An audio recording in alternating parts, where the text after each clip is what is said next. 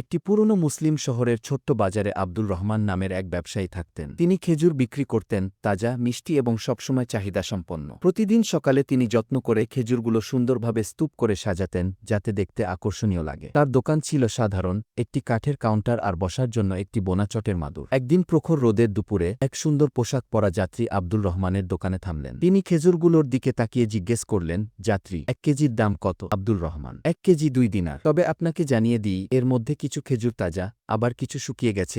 যাত্রী অবাক হয়ে বললেন, আপনি তো চাইলেই না বলে বিক্রি করতে পারতেন। আমি কখনো বুঝতে পারতাম না।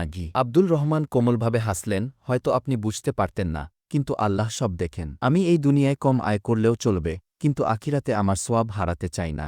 যাত্রী কিছুক্ষণ থেমে রইলেন, স্পষ্টতই মুগ্ধ। আমার সফরে অনেক ব্যবসায়ীর সাথে দেখা হয়েছে, কিন্তু এত সৎ ব্যবসায়ী আর দেখিনি। তিনি খেজুর কিনলেন, অতিরিক্ত দাম দিলেন এবং আব্দুল রহমানের সততার জন্য দোয়া করলেন। দোকানে প্রায় সাহায্য করা এক ছোট্ট ছেলে সব কথা শুনছিল। যাত্রী চলে যাওয়ার পর সে জিজ্ঞেস করল, আপনি কেন তাকে শুকনো খেজুরের কথা বললেন? পুরো দামে বিক্রি করে সেই টাকা ভালো কাজে লাগাতে পারতেন না? আব্দুল রহমান ছেলেটির কাঁধে হাত রেখে বললেন, বাবা, নবী মুহাম্মদ বলেছেন, সৎ ও বিশ্বস্ত ব্যবসায়ী কিয়ামতের দিনে নবী, সত্যবাদী এবং শহীদদের সঙ্গে থাকবে। আমি চাই না আমার পাল্লা মিথ্যার কারণে ভারী হয়ে যাক। সামান্য অস্পতাও আমাদের আয় থেকে বরকত দূর করে দেয়। ছেলেটির চোখে বোঝার আলোচ বলে উঠল, তাহলে সততা কি টাকার চেয়েও দামি? হ্যাঁ। আব্দুল রহমান মাথা নাড়লেন। টাকা আসে যায়, কিন্তু মানুষের বিশ্বাস আর আল্লাহর সন্তুষ্টি চিরস্থায়ী।